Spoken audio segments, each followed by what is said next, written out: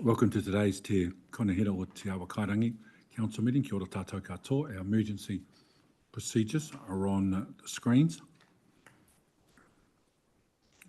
And our karakia timatange. Tui e te mana aki aki. Te mana rangatira. Kia tupu, kia pūwai, kia ripo nā wai. O Te Awa Kairangi. I kati aki ki te whenua. I ronga taiwa. I ronga tangata. Homi e, hui e, taiki e. I've received no apologies. Councillor Ravi is on screen. Namaste. Public comment. We have two. Johannes Muller-Welschoff. Welcome, Johannes. Item 13, Community Grants and Funds, followed by Bruce Spedding.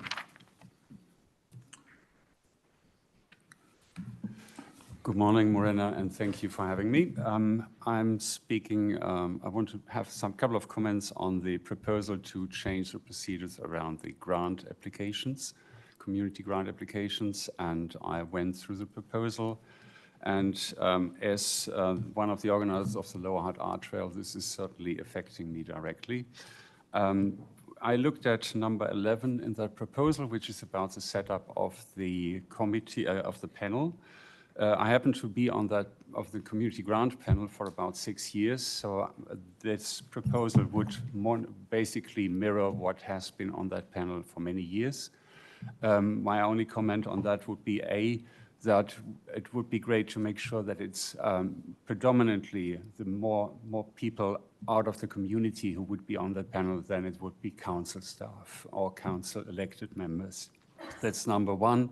Number two would be that we had really good experience with the fact that we had panel meetings that would have applicants who chose to present their applications, and the other applicants who wanted to do that as well be in the room. That would be a good opportunity for the panel to learn more about the applications aside from the pure information in the application. And also for the presenter, it would be a really good audience to get some feedback about projects. These are all people who do enormous amount of volunteer work. And for the listening in applicants, it would be a fantastic learning curve to say how to fill 3 to 5 minutes with enough information and enough power and energy for your project. So we saw that in the last community grant session that this simply has been cut, and this has not even been communicated to applicants who want to speak to their applications. This is not really an expression of transparency and good communication. So let's get back to that, please, to the procedure we had before. The second point is under number 13 of resetting the funds calendar to turn it from 3 current funding periods, 2 for the community grant and 1 for the Arts and Culture Fund, into 1 in June. That doesn't really make it easier for groups to apply and organize their funding. It makes it much more difficult. So I don't think it's a particularly great idea to have that all funneled into one date, and it contains 2 funds who have different requirements. The one is only open for charities and in corporate societies, the other for everyone else. So to push that onto the many groups who want to create something would really make it difficult. Just to speak for the Art Trail on that, we have that every year, midst of October. That means if I have to wait till the end of June to have an information whether I get funding out of Creative Communities, at that point, I need to have my funding sorted. It needs to be done. And as another example, if we do a project, for example, in May, a one-off, you need to apply in the year before in June to get funding for that, and then write a completion report to be able to apply again for the next year.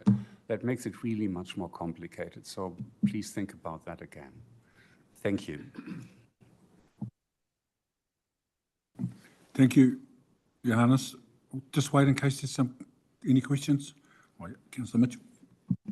Thanks, Johannes. Do you think 2 funding rounds a year would be better, or do you have a number in mind? I think the model that we have right now with the community grant being available twice a year was and is a good option. Whether one of these rounds would be combined with the Arts and Culture Funds, that's a different story. That can be done, certainly. So one could be, we could go from 3 to 2, but just one is simply not working well. Thank you. Thank you. And through your own arts trail or your knowledge of the scene, do you think there are many groups who are currently or in the past have got funding from both of those different streams, the Creative Communities one and the Arts and Culture one?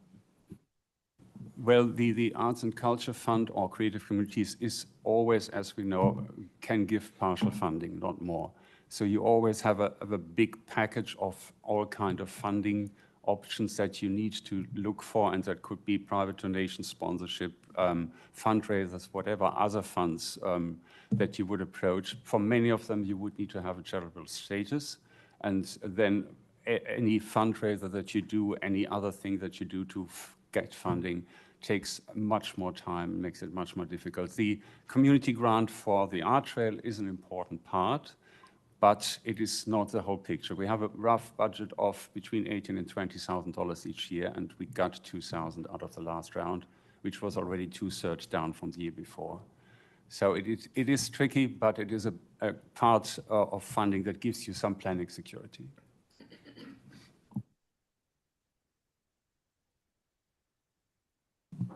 There's no more questions. And Johannes, thank you and congratulations to you and your team. I visited the arts trail, as you were aware. I've got no idea what I was looking at half the time, but it was a very nice day. Thank you.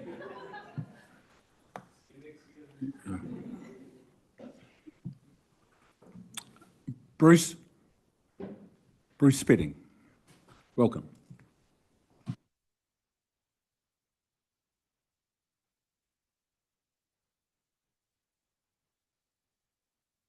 One that's got nothing on it.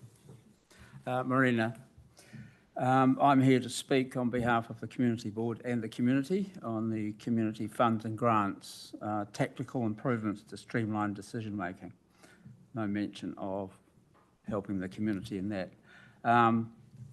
Just for some background, 6 to 12 months ago, the council took our fund, our community fund, and converted it to a Climate Action Fund, which, without consultation, which restricted who we could actually grant money to. Everything subsequent to that had to be related to climate action, which cut off several of our normal applicants and groups. 2 weeks ago, at our first community board meeting, one of the delegations was to manage our community fund. At that time, this was obviously already in existence, and this proposes to take that control and management and interface with the community away from the community board. The amount of money involved is 0.15% of the total fund that you were talking about, the 1.5 million that's referenced somewhere in here. So it's a trivial amount, and it immediately reminded me of the relationship between government taxes and local government taxes, which is a similar ratio. So you might want to ponder that. The aggregation of the funds into 2 large funds is further restricting how those funds can be managed. And the chances of our community getting access to any of that money basically reduces to 0. The report also agrees to establish a panel with elect member, mana whenua, community representation and subject matter expertise. I question what subject matter expertise is at the end. That's a very woolly term. And community representation, again, the chances of our community being represented on here are basically zilch.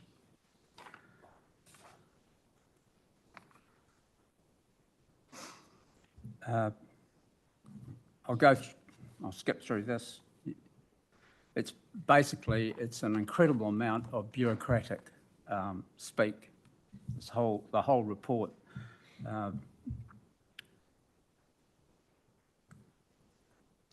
I do note that I noted all the arguments here for aggregating these, all those funds into two funds. What I also noted was that certain funds, such as the events funds, which are $3,000 to $2,000, are of a similar value, but they're being kept separate. And I'll skip the rest, but I just want to say that this council is very keen on AI, so I gave the document to AI and asked it to summarise it for me, and it said, small amounts of money can have big local value when communities control them. Centralising these funds reduces local empowerment without delivering meaningful savings. This change shifts funding away from place-based decision-making and toward a one-size-fits-all model, which particularly disadvantages small, well-organised communities that have been successfully managing their own allocations. So that was basically, I asked ChatGPT to summarise it, and that's what it gave us. Thank you. Thanks, Bruce. Questions? Councillor Shaw. Thanks for coming in, Bruce. Appreciate that. You suggested that your community has no chance of getting any of that community funding. Why do you say that? Why is there no opportunity for groups out of Eastbourne to apply for that? These sorts of, if anybody looked at the funding that we give, it's typically in the sort of $100 for something, $150. So if you imagine this aggregated fund and groups applying for that, the effort involved, I guess the work on this panel is going to be huge if every application is of that range. The applications and the use that we make of this fund is very much reaching into the sort of crevices of our community. It's a really good engagement tool with our community. The benefit in terms of engagement probably outweighs the actual cost or value involved. Councillor Brown. Deputy Mayor Brown, shall I say? Thank you, Bruce. And having been on the Wainuiomata Community Board for the last 2 terms, I agree that we can do elements that are really close to the ground, but knowing that there's only 2 areas that have a community board and historically we have underspent, whereas would you agree that having this, and it's not a huge amount, so I agree with you, in a streamlined manner, that is heavy on the community being on the panel, makes it equitable across the city?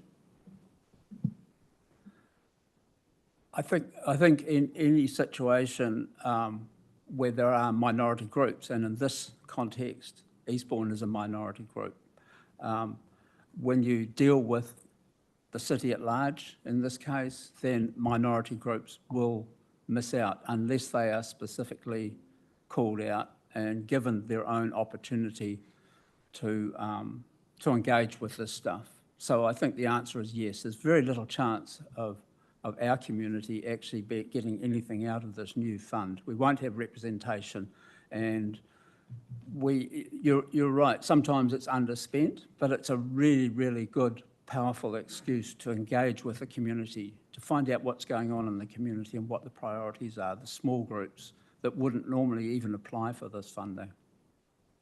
Just to follow up, Bruce, and I agree. Would you agree, though, there are other minority groups like Pacific and Māori in areas like Taita and Nainai who haven't had the same access as what the community boards have had? I'd agree entirely. So just harking back to the previous triennium and the arguments for getting rid of community boards was similar. And the argument was, let's go for the lowest common denominator. Let's not elevate everybody up to the level of those groups and those people that are succeeding and working well. Let's take everybody down to the lowest level. So I would agree with you on that, but I wouldn't agree with the solution that's being offered. Yeah, thanks, Bruce. Councillor Young. Kia ora, Bruce. Thank you for coming in today. 2 questions. So first question, you alluded to a number of those local projects and, dare I say, alluded to localism. Can you share some of those examples is the first question? Sure. So you'll possibly most of you will be aware of the issues that we had at Point Howard when the road got washed out there and the community was isolated. The local civil defence people had to go around and knock on everybody's door, and one of the first things they encountered was suspicion about who was knocking on their door. So we gave them, I don't know, $100 to buy high-vis labelled vests to wear when they're carrying out formal, acting as civil defence people. We gave a similar amount of money, I can't remember the numbers obviously, to the local scouts to buy new gas stoves. So those gas stoves have since been mentioned quite frequently. Again, when we talk about civil defence, the scouts are seen as an obvious group who could step up and help the community out with cooking if we have power cuts and things like that. So these small things can actually have a big impact on a community. Great. And then my second question is around, so you've been on the community board for a while, and you've seen a number of reiterations in terms of funding. If we had like a blank slate, what would be, the best idea or model for funding that you could see? To be honest, nothing springs to mind, but what I see here is a desire to streamline the whole process. Now, systems that are seen to be inefficient, we didn't design that process. That was foisted on us by the council. The council designed that and runs it. We have very little control. We just meet, look at the applications and grant that. And that doesn't cost anything, the council anything in addition to what the council already pays. All the bureaucracy is council driven, so I can't see that there can't be a solution that satisfies the council needs without taking the funding away from community control.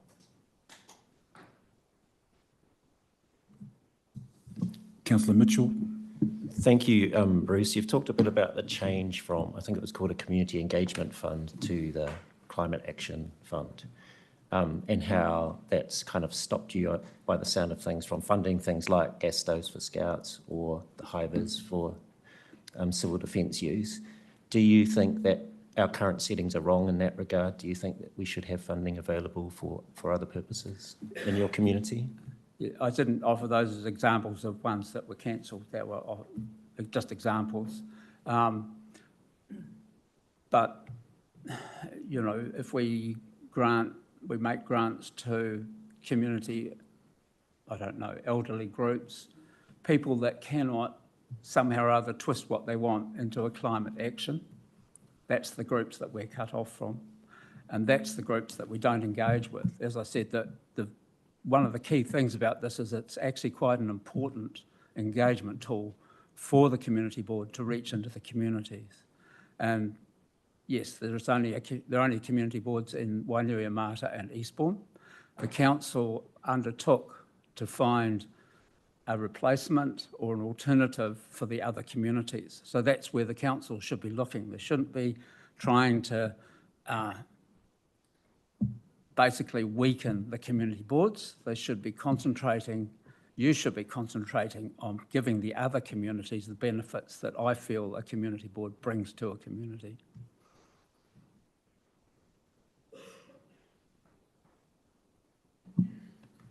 There are no more questions. Thank you. Thank you. Bruce, a very emotional and very subjective process, community funding. I'll just make an observation. There's a few of us that have sat on funding bodies previously. Most of us are tied up with community groups that have been through that process of applying for funding, and we all know the feeling of frustration that Bruce was articulating and not getting support for good ideas that come forward. But the reality is, I don't know what the Hutt Mana Charitable Trust is now, Tony, but we used to get 4 or 5 times the amount that we had in applications, and I don't know whether we pleased some of the people, but we disappointed more than we pleased. It's just the nature of funding. And even, and Bruce, I know it's no consolation for your answer. It doesn't matter what process we choose. We're never going to please everybody in that community funding, in spite of tremendous work that's done in that area. So I appreciate the both of you taking time to come and share. Thank you. The mural statement, talofa lava, maloa ili leid namaste, ni hau. I'm looking at you, Councillor Young. Tēnā koutou, everyone. As we close out the year, I want to thank you all for the work you have done for our city. It's been a big few weeks for local government across the motu and an important time for us here in Te Awakairangi. Last week, the Wellington and Wairarapa mayors, along with the chair of the Greater Wellington Regional Council, agreed that we need to look seriously at the options for our region. There have been many announcements from central government, and our communities are looking for certainty. What matters most is that any change is shaped locally. We already work together across the region on important services, and this work will help us understand what could be possible in the future. I support the Forum's decision to come back to councils next year for a mandate to engage more widely and begin the early stages of planning. Our role is to make sure the voices of our people are heard and respected. I also want to touch on the government's announcements about a national rates cap. Many of our families are under pressure, and anything that affects household budget matters. Here in Lower Hutt, we are already doing the work to prepare for the year ahead. We are looking closely at how we can ease cost pressures while still getting the basics right. Local decision making remains essential. Our people expect us to maintain the roads, fix the pipes, support local services, and keep our city moving forward. As Mayor, I will keep standing for a balanced approach that protects what our community relies on and make sure our investment in the city continues.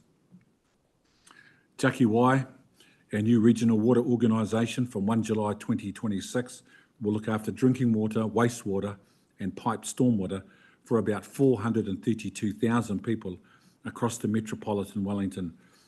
The full name is Te Aki Wai, gifted by mana whenua. Te Aki Wai means carers for water. This month we welcomed a new board. Will Peat will chair the organisation, supported by John Lamonte, Eleanor Trout and Adrian Wimmers. It's a strong team with deep experience in infrastructure, governance and water services. They were appointed by the Advisory Oversight Group, which includes our council and iwi partners. Their job now is to set Te Aki Wai up for success. The board meets for the first time and the Partners Committee meets on Wednesday the 18th, which will oversee the organisation. Water's a taonga. People expect a system that is reliable, affordable and built for the long term. Councillor Simon Edwards is our representative on the Partners Committee. Recently, we hosted a construction forum for Te Waiataki Mori or Te Awakairangi Riverlink. This project is the largest infrastructure investment in our city's history. It will reshape how we move, how we live and how we protect our homes and businesses from flooding. Its legacy will be the opportunities it creates for our people, the jobs, the training, the apprenticeships and the careers that will lift young people into long-term work.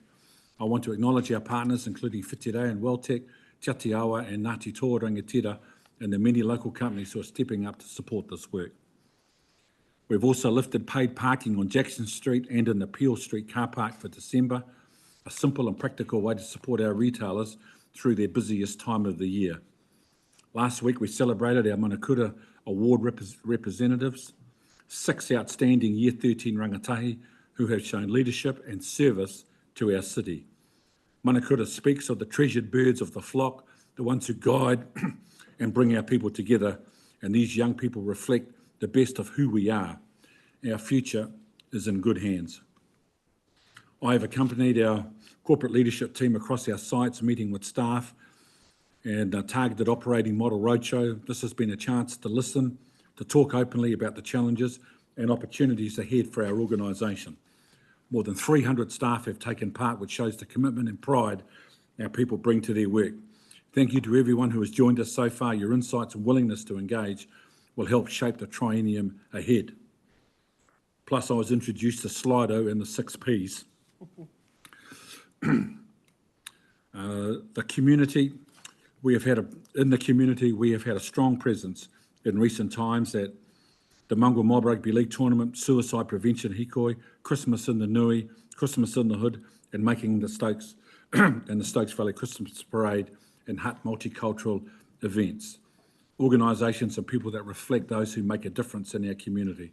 And I want to acknowledge everyone here who has attended and the volunteers and the selfless leadership that we see displayed. Today also I want to recognise, acknowledge and pay tribute to Bruce Hodgins, long-serving member of our organisation, after 43 years, who is retiring. His retirement function yesterday was about legacy, poetry, and at times, Bruce, hilarity. Every time I go to the Petone Grandstand, I'll be thinking more than just rugby. I wish you all the best, and also to Alison Geddes and John Floyd for their legacy and for their service to Hutt City. Wish you both all the very best in your retirement. Thank you very much for your service. I also want to acknowledge our He Tangata Awards with a beautiful celebration of our people and the heart they bring to this organisation. He Tangata, that is the people, a huge congratulations to all the award recipients and honourable mentions. You remind us all of the importance of service, and I want to make a special mention of Dean Reddy, affectionately known as the DA. Unbelievable 16 nominations from across the business for Dean to win the CEO's, the Chief Executive's GEM Award. As we approach Christmas and the summer break, I want to thank everyone, 550 staff, lowest per head of population in the region, just saying, in their work, delivery of 346 services, just saying. It has been a busy 70,000 calls to the contact centre, just saying, and challenging year. To our councillors, staff and our community, appreciate you all. Medicare and Mati, have a safe and happy holiday season with your whānau. Let us come back refreshed and ready for work ahead in 2026. Ngā mihi nui.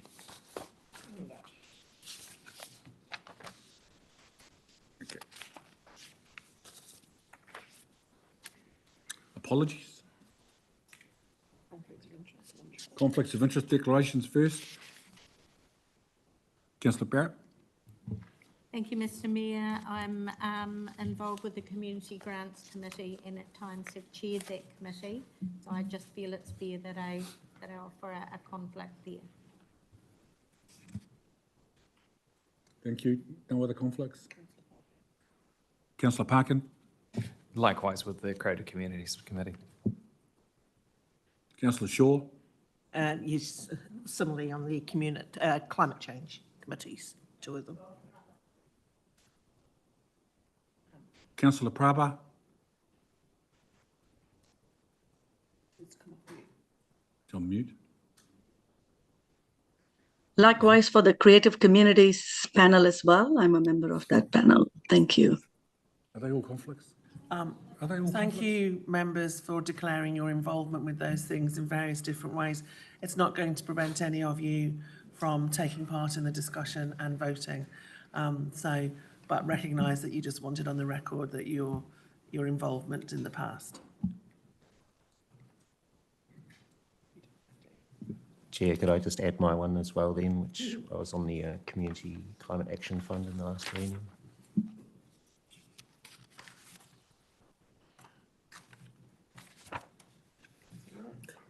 Okay, councillor minutes, item 6. Everyone's read them. Any discussion correctness on council minutes? I'd move the motion that the minutes of the council meeting on 20 November, pages 9 to 35, be confirmed as a true and correct record. Do I have a seconder? Councillor Parkin. I now put the motion which has been moved and seconded. Those in favour, please say aye. Those against say no. I declare the motion carried. Item 7.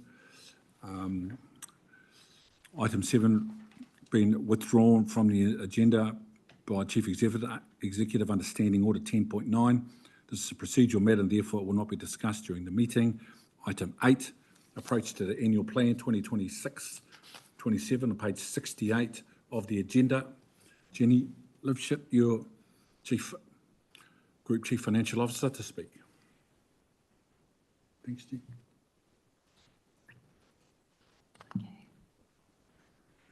Morena, everybody. Okay, so we've got several papers on the agenda today related to the annual plan, and so I'm going to talk you through an overview of those annual plan papers, help set the scene for the day, and support you with your decision-making processes.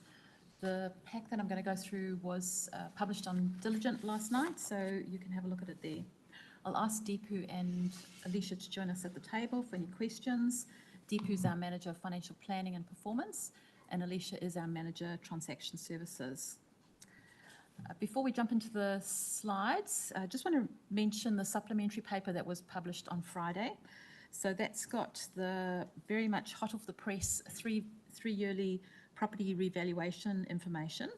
So the Valuer General signed out the property revaluation on the 5th of December, and you had a briefing by Quotable Value last week. So a big thank you to Alicia, who turned around the report and got it out to you on Friday very quickly. So we've got some new information around the rating impact off the back of those new property values, and I'm going to talk you through that, and Alicia's also going to talk you through some aspects in this presentation. Okay. So just in terms of the big picture, high-level approach for this annual plan. So our current long-term plan for 2024 to 2034 sets the strategic priorities and has a big focus on significant infrastructure investment, renewing aging assets, and growth-related investment to enable housing outcomes. So early next year, we'll start preparing the next long-term plan for 2027 to 2037, and that'll be really the next opportunity to review priorities and potentially reset things. So for this annual plan, we expect it's pretty much similar to the current long-term plan. It's year 3 of the long-term plan, and it should be, we've got limited time to do big changes really, so it's expected to be pretty similar to the current LTP. So there are some important changes, and you can see them up on the slide there. So the key pieces we do need to pick up is the impact of the new water services legislation.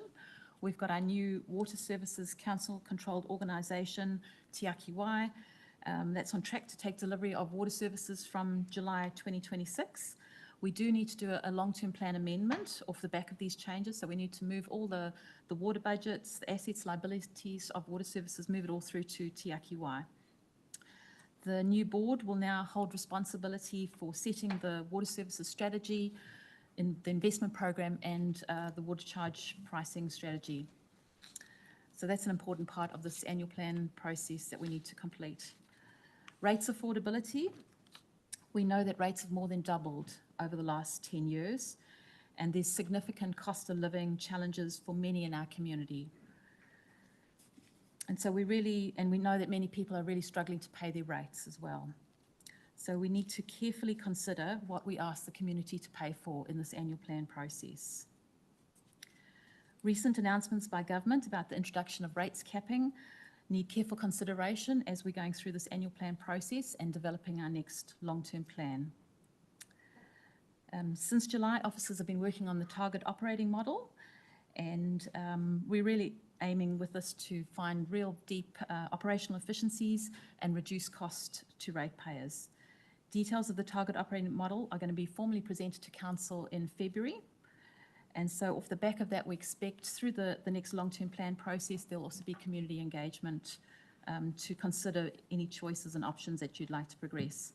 So there are some tough decisions ahead for Council if you want to dial back the investment program and to set us on a path to reducing future rates increases. Okay, so in terms of the high-level timeline, just quickly going through this. So we've had a couple of meetings already, the Council Hui on the 10th and 11th of November and a briefing on the 4th of December. And we've had a number of discussions about annual plan and priorities already. So today's meeting is really the formal meeting for you to set the direction and expectations from officers for this annual plan process and the LTP amendment. The next meeting on the 26th of February will be your formal meeting to confirm all the final decisions for the draft annual plan ahead of the public consultation process. And then off the back of those decisions, officers will prepare the draft annual plan documents, the consultation material. We'll bring that back to you on the 24th of March to sign out those documents. And then the very important community engagement process will take place through the month of April. After that, we'll then have some feedback discussions, some further advice to Council, and then final decisions for the annual plan on the 3rd of June. And then on the 29th of June, we basically adopt the final annual plan and set the rates for the new year. Okay. So as we are working into this annual plan, as we've said, rates affordability is very much top of mind. You've heard the stats around how many ratepayers are struggling to pay their rates bills. And the key stat for us is that piece around the unpaid rates revenue, sitting at 5% of revenue at the last year end and up from 2% 5 years ago. Te Aki Wai from next year will take over responsibility from water services, as we've said, and so property owners are going to receive a separate bill from Te Aki Wai for those water charges. And you can see in the image there that the rates bill basically being split into two pieces, the new Te Aki Wai portion and the Hutt City Council rates portion reducing. With the foundation documents that have been signed out by Council for Te Aki Wai, we're expecting that water charges for 2026-27 are going to be retaining broadly similar billing mechanisms to what we've got in our current plans, and similar projected rates, projected increases in those water charges as well. The Te Aki Wai board have got to go through further work to finalise all the budgets and investments and water charges for 2026-27. So we don't know exactly where they're going to land, but we do know that there's a big significant backlog of water services investment, and the board's going to be working to really balance out the affordability of water services charges and the need for long-term sustained investment. So I suppose as we're working through these rates increases for next year in our annual plan, we need to keep the Te Aki Wai element of water charges in our minds and thinking about that, because there will be an impact to residents of both of those charges hitting our community. Okay, so jumping straight into where we've got to with the annual plan so far. So officers have been through a process to review all the base budgets and review all the key underlying assumptions. There's a wide range of proposed decisions in the papers for you today. This slide really just summarises the key elements that impact the rates increase. And at the back of the slide pack, there is an appendix with a whole summary of all the other decisions. So these are the big chunky ones impacting rates in this slide. So basically, in summary, where we've got to, we started with, for 2026-27, with an increase of 12.9% baked into our previous plan. There's some unavoidable cost pressures that have pushed up the rates increase by 3.4% up to 16.2%. So that's really the aquatics landfill impacts of current economic conditions with lower revenue largely driving those. And then there's some beautiful green items that have brought the rates increase down. So the key big ones there are the water services, transferring that out of our books, all those budgets transferring. The other big one is the reduction in interest costs on our debt. So that brings us down to a 9.5% rates increase. And what does that actually mean? So for the average household, that equates to an increase per week of $4.31 or $224 per annum. Okay, and just a note that Petone parking is not reflected in here. So if we were to change any of the parking revenue elements and reduce those revenue levels, then the rates increase would be going up and there'd be more red in that graph. Okay, so jumping across to the bigger picture in terms of the longer term rates increase. So the graph there shows you the longer term position. So basically starting at 9.5% for next year, down to 7%, and then down to about 2.5% for the future years. Now at the Hui, we had a conversation about appetite for rates increases for the future. We talked through a range of scenarios, a base case, a 5% fixed percent, inflation alignment, and then the fourth option, which is this one here, was basically a phased rates reduction over time. And you arrived at a consensus view that that was your preferred way forward, basically stepping down to that lower level over time. Within this option, there is a commitment to basically have invest to save initiatives to really drive out some operational efficiencies. So we know, for example, in the third-party spending, we need to spend more money on better strategic procurement and better contract management to unlock savings. We need to spend more money in AI to deliver better automation and process improvements, etc. Those 346 services that the Mayor mentioned, that's a big number. And so we need to certainly, to get down to those lower rates increases, we need to think about what we can shrink and maybe do more efficiently. Delivering all those 346 services is not going to be sustainable or affordable within that much lower rates revenue level. Capital investment program, we've discussed that the capital investment program is the biggest driver of our costs into the future. And so all those new assets that we've got planned in our pipeline, we're going to have to think about, do we really need them? Can we slow some down? Can we stop some?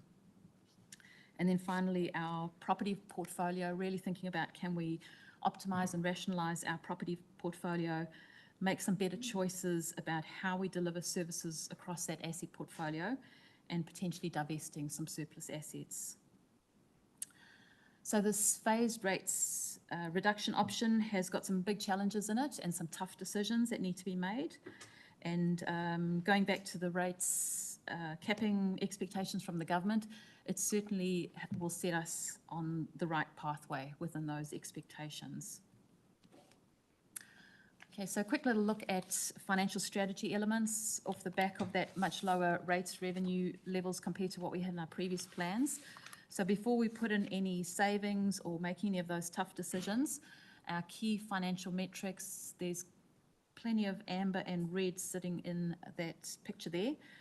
The key one, the net debt position, debt's projected to go up to just close to $600 million, with debt headroom at about $135 million, pretty close to our debt limits. So that's not ideal. And the other key one there is the balanced operating budget. So that's where we're trying to make sure that we've got enough operating revenue to fund our operating expenditure. So in this scenario, we've got growing deficits over time, increasing up to $24 million by 2034. So definitely a need to, think about what savings and efficiencies we can deliver and bring into our budgets if we want to keep those rates, revenue levels sitting at the levels that we've got there in that scenario. So just quickly, that's the balanced budget, a bit more on that. You can see the projection there, growing deficits over time up to $24 million by 2034. So definitely not a picture we want to land on. That's sort of our starting position. And the debt levels there also showing towards the end of that period up to nearly $600 million and pretty tight against the debt limits. Okay, so that was a whip through the finance aspects in front of you today. Just briefly talk to the revenue and financing policy. We did go through this at the briefing. This is a really important policy. It sets out the rules for how we share the cost of running the city fairly across different properties and services. We know that we need to do a review of this policy due to the water services changes. The legislative compliance element of this policy is tricky, it's complex, and so we have got some external support, technical specialists helping us with the review of this policy. There's basically a two-step process. We've got to do a bunch of funding analysis, and then there's a step where council gets to sit back and use your judgment and consider all the analysis and how you think costs should be shared. So for today's paper, we've got a few decisions that we're proposing today, but the bulk of the decisions and the analysis will be presented to you in February. And we'll also set up a briefing to help walk through this in a bit more detail. So for today, basically those rating property categories, we are proposing to keep them as is, no change. They're fit for purpose from the advice we've received from our advisors. And if we were to change anything, there would be significant impacts on the different categories. The rating valuation basis, so that capital value that we currently use for rating, so the advice is to continue to set rates based on capital value, as this reflects the ability to pay better than other alternatives. And then finally, the uniform annual general charge. We don't have one now. The last time we reviewed the policy, we realised with the modelling that we did that low-income households would be negatively impacted, and so we haven't got that in our policy now. The advice from our external advisors is basically to also retain not having a UAGC, so that's a proposal there, and thinking particularly about affordability of rates, that aligns with that important piece. So can I hand over to Alicia now to quickly talk us through at a high level the rating revaluation impacts. Thank you.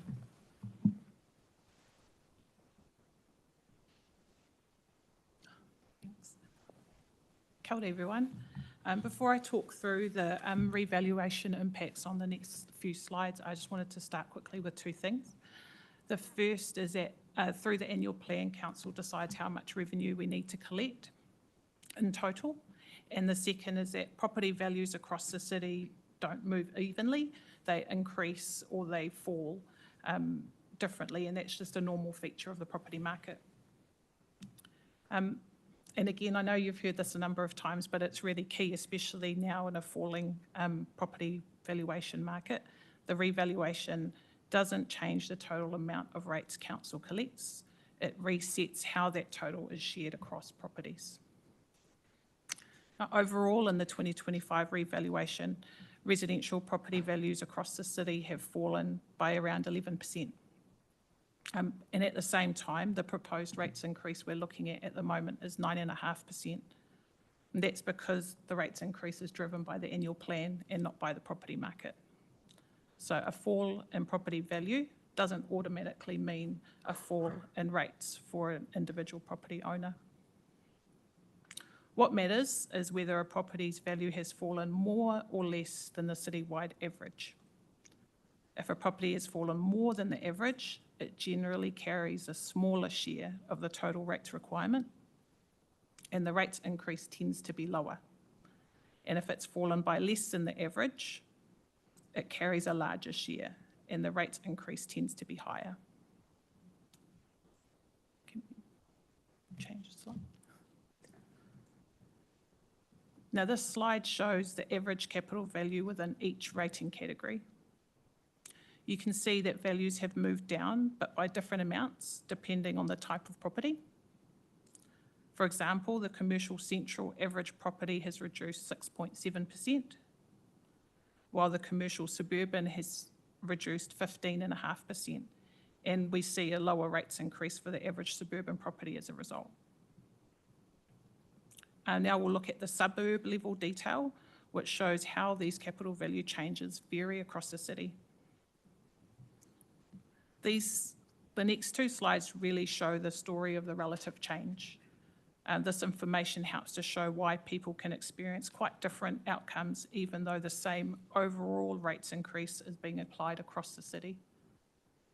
A fall in property value alone doesn't guarantee a fall in rates. What matters is how a property's value has changed relative to the citywide average.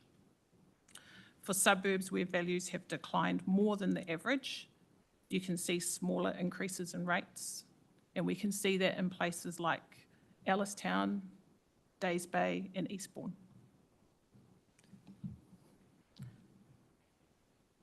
And for suburbs where values have declined less, we can see larger rates increases, and we can see that in Manor Park, Stokes Valley, and Wainuiomata. This is the outcome of the valuation system working as it's designed. So just to remind you of the process from here, property owners will start receiving the evaluation notices tomorrow, and updates will go live on our website with an interactive map so that people can see the valuation change across the city and an updated rates calculator. The objection period will start, and property owners can tell QV if they think their property valuation is wrong. The objection period finishes on the 5th of February, and from then QV will start working through the objections so that the new values are ready for us to use to calculate rates from the 1st of July. Values will continue to be updated to reflect objections as they're settled and property changes throughout the beginning of 2026, and we'll use that data in the rates modelling for the reports coming through to you.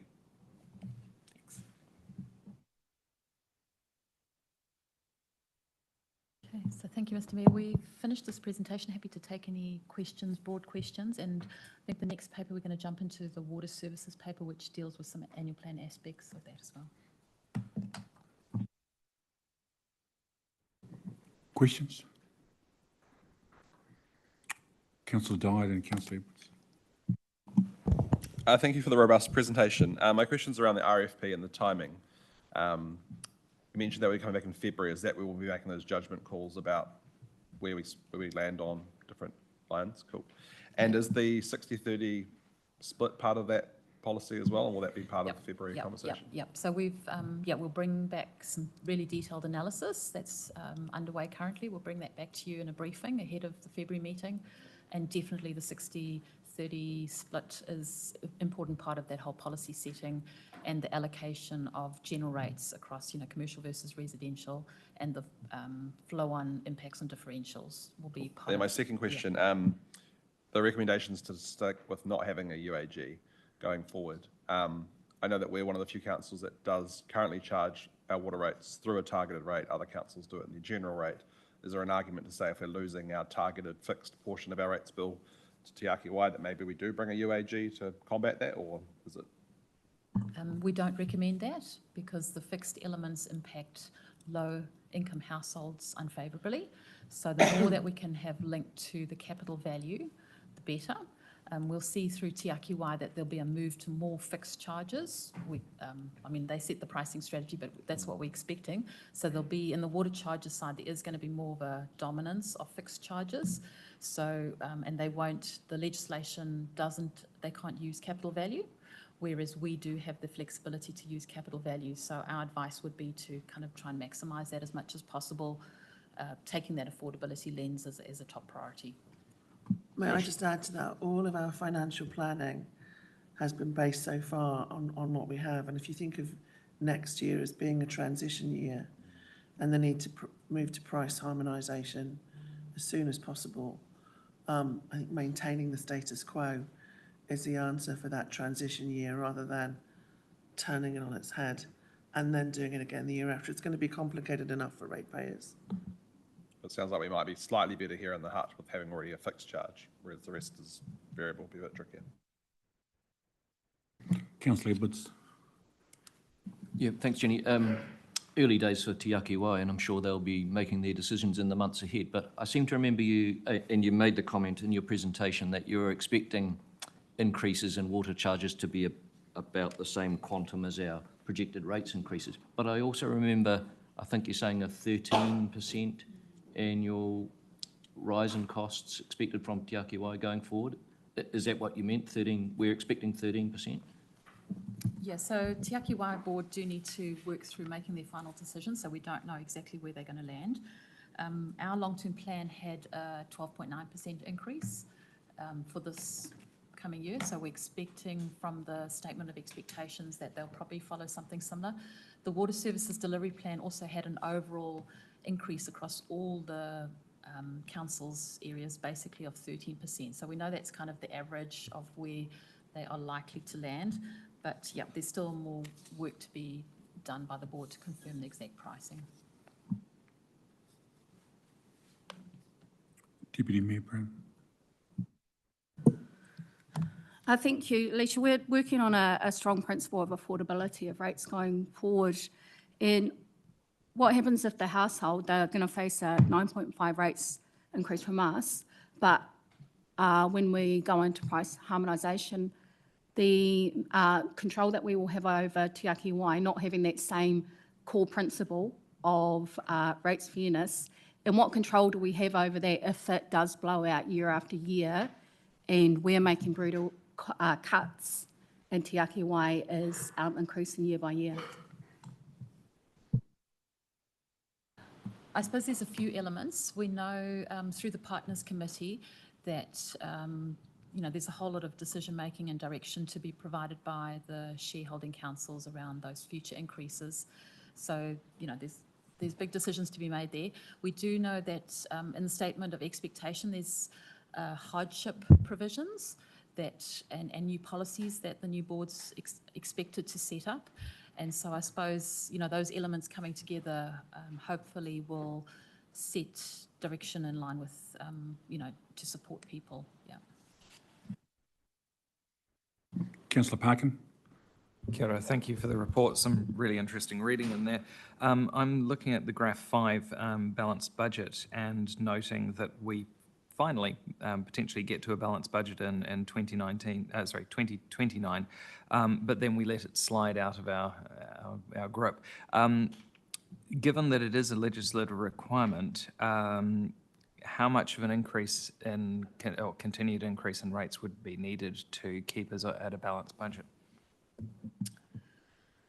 It's probably about 5 to 6% based on these numbers that we've got now, that we'd have to increase the rates to get us, to avoid those sort of growing deficits of growing up to $24 million. So that's roundabout in the current state where we need to get to. So that's obviously above what we think the rates capping legislation is going to tell us. So we know that there's work to be done to bring that down.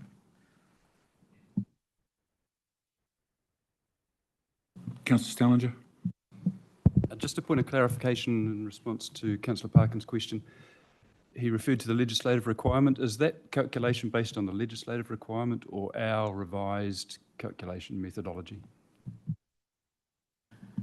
So there is a prudence regulation, which basically the way that methodology works is that it adds in funding from capital grants, and we've been through this previously. Adding in funding that's directly attributable to capital projects into your operating budget is not appropriate, and that's why we adjust it out and do this calculation. The legislation has basically, fundamentally it says that we need to be financially prudent, and we've got to work through understanding what, how we go about that and how we demonstrate that. This balanced operating budget and the mechanism that we use where we strip out the capital grant from it, that is part of our methodology to assess that financial prudence and make sure that we are keeping the organisation safe. Councillor Mitchell.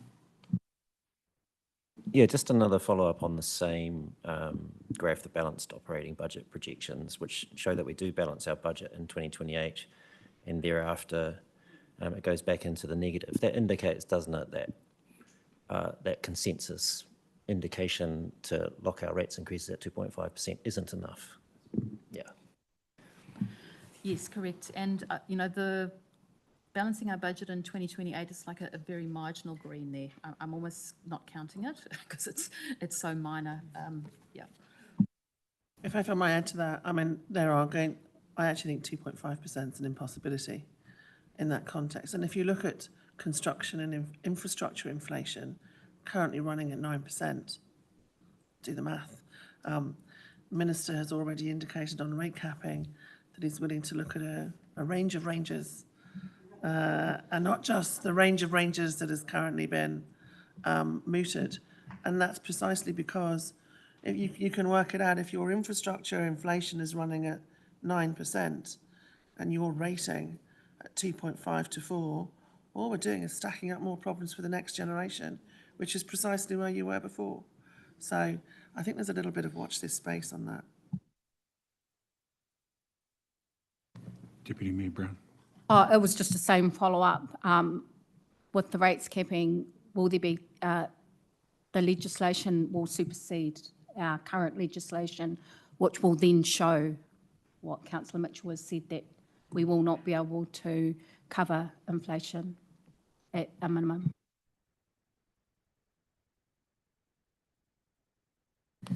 Councillor Stallinger.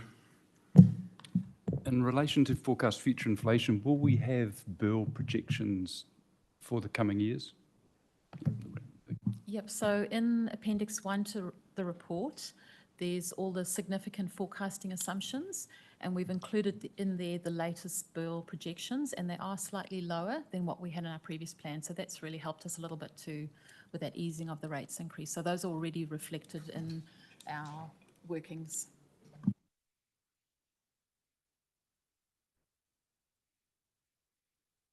Okay, thank you, councillors. A very good discussions. We'll come back to that. In the meantime, we've got precedence of business in accordance with Standing Order 10.4. I call precedence to items 9, investment in water services, and 10, impact of the general revaluation 2025 and projected rating impacts for the draft annual plan 2026-27. Charles Barker, Chief Operating Officer, and Cedric Crowe, Group Manager, Capital Delivery from Wellington Water, and Hamish Bell, our Advisor on Water Services. Thank you, Mr. Mayor, and kia ora everyone. Yes, I just want to take this opportunity to introduce, so we've got Charles Barker on my right, Chief Operating Officer at Wellington Water, Cedric Crowe, who is the Group Manager Capital Delivery at Wellington Water, and you also know Bruce Hodgins, Strategic Advisor, and yeah. So the investment in water services paper, we do this at this time every year. It's essentially we take a look at our water program over the year, how things are going, and then we do a bit of a recap and a bit of a revision. So the overall capital program is looking to finish marginally underspent on where we had budgeted, but with a few major changes. So the biggest one, as you would have seen, is the team looking to bring forward $23 million in expenditure for the sludge dryer renewal project.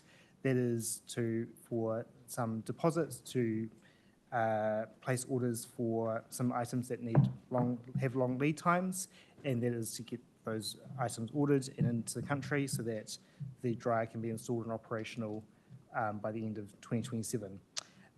The other big change, so we're bringing forward some pipe renewal work, so roughly 5 or 6 kilometres of pipe renewal work, drinking water and wastewater. Construction for those streets, and that's outlined in your report there, will begin in February and will be completed by the end of June.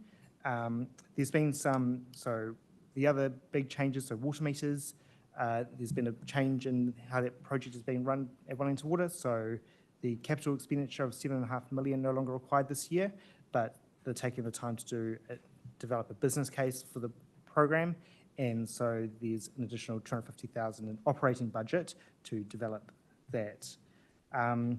So the operating budget's on that, so we're forecast to finish the financial year roughly $4.3 million under budget.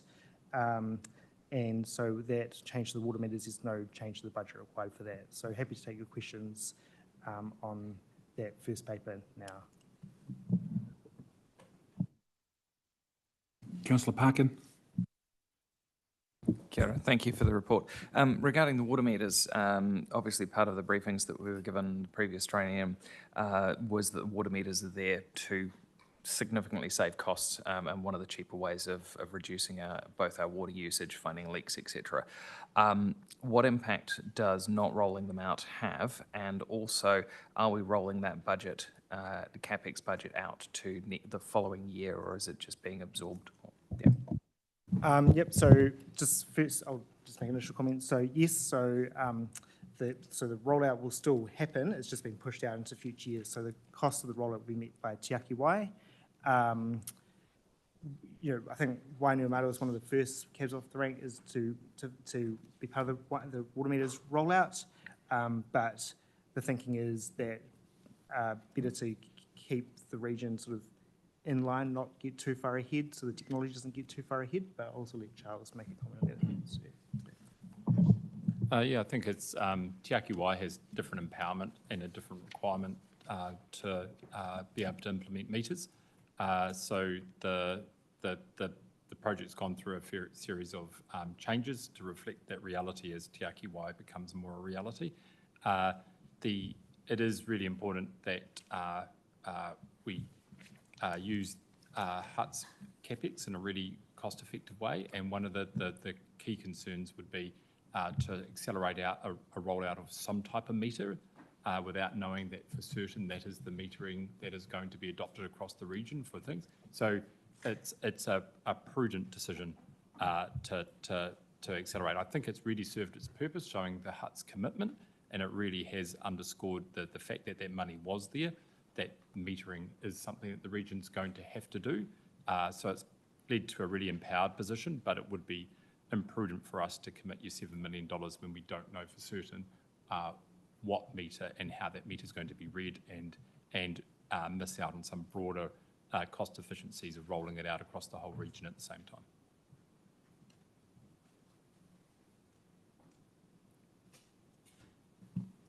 Deputy Mayor Brown. The sludge being brought forward at the 23 mil, what is the arrangements? How robust is it that we get the 7 mil from Upper Hutt, and because that's prior to Te Aki Wai, and what if the contingency of the procurement costs increase again and the timeline slip prior to Te Aki Wai? I can confirm that Hutt City just confirmed. Upper Hutt confirmed at their council meetings that they're undertaking to commit to their funding portion, so there's security in that. There's very low risk that there would be any change to the capital requirement for this current financial year before Te Aki Wai.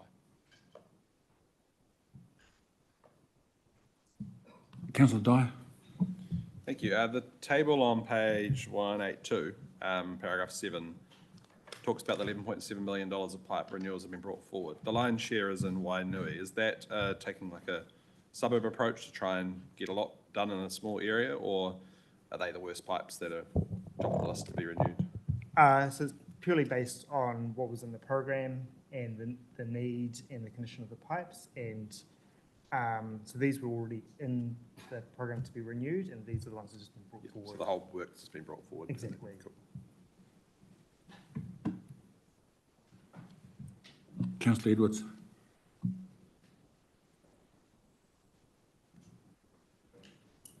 Cool. Sorry. Yeah, just sticking with that table that Councillor Dyer's referred to, quite surprised to see Haast Close in there, an area settled in the 1970s, only 50 years ago, and the pipes are deteriorating. Are most of these pipes in this list older than that, or what's happening there?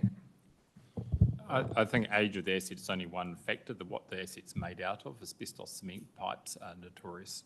So the large majority of Wainui Martyrs is asbestos cement pipes.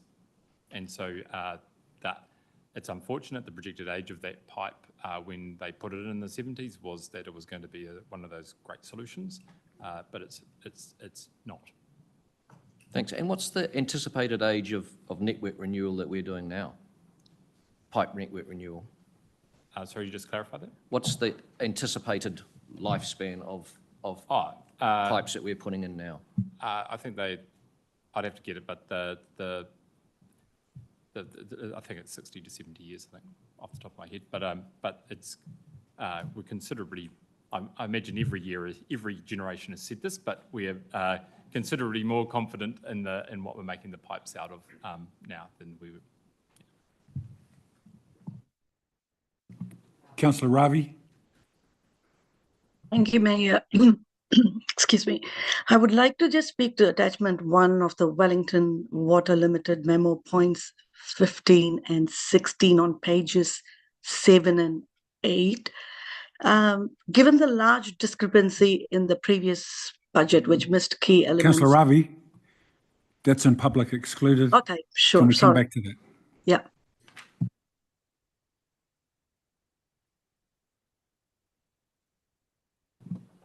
Any other questions? Did I miss anyone?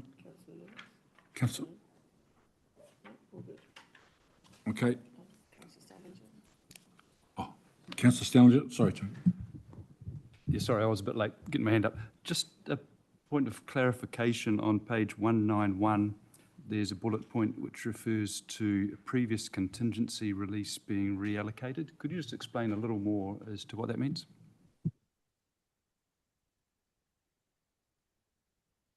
So in the program, we've got $4.5 million of contingencies that, from projects, $2.5 million from the Western Hills sewer main, and so those have been reallocated into the bringing forward the work at Seaview for the Side Shire.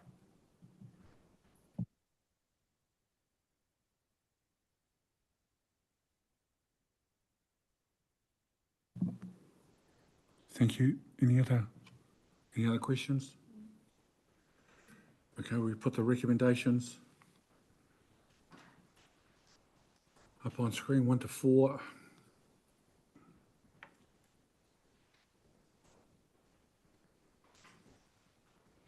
I'll move the motion. Do I have a seconder? Thank you, Councillor Edwards. Is there any debate? Okay, if there's no debate, I now put the motion which has been moved and seconded. Those in favour, please say aye. Those against, say no.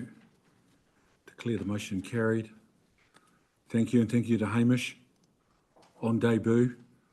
We're looking forward to your legacy over the next 43 years. Following on from the legendary Bruce Hodgins.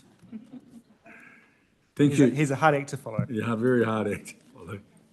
Well done, mate.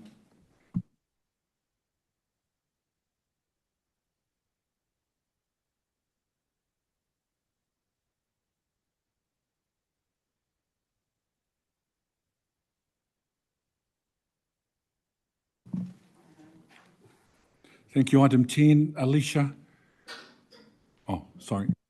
Councillor Stellinger. There just seems to be an update happening to our software. And so we don't have the papers. Oh, it's coming up now.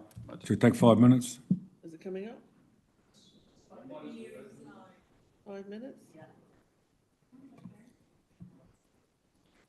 Should we take a 5-minute recess till 10:15? 5? Yeah.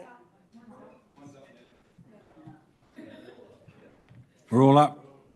Everybody's up? Are we good? Anybody not been able Are to? we all up? Bruce Hodgins had a bit of trouble getting things up. Just saying. Okay. Good to go. So we're good? Alicia?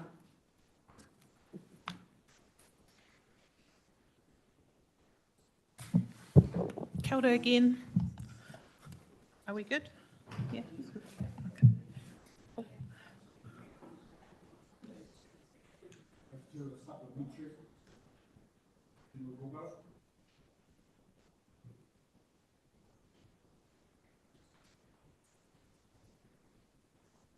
So introduce this report alongside Jenny's presentation on the annual plan report earlier.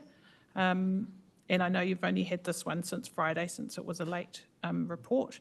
There are a few noting recommendations and the detailed information about the impact on rates from the revaluation. I'm happy to take any questions.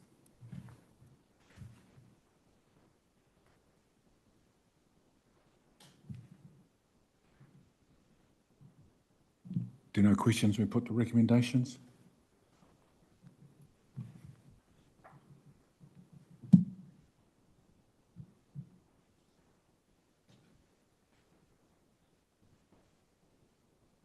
Just for comfort, Mr Mayor, it's the same information that you all had in the briefing. There's no surprises, not the questions, because I know it was quite a robust briefing. And there's a copy of the briefing attached as Appendix 1 and a copy of our flyer as well.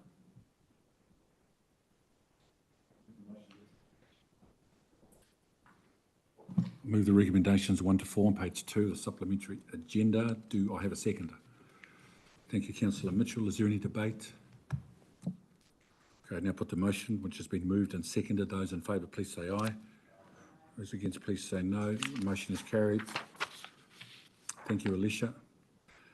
We will now move into public excluded part of the meeting to consider the public excluded information. Exclusion of the public. Does any member have a question over that? I move the motion. You put the motion. Yeah.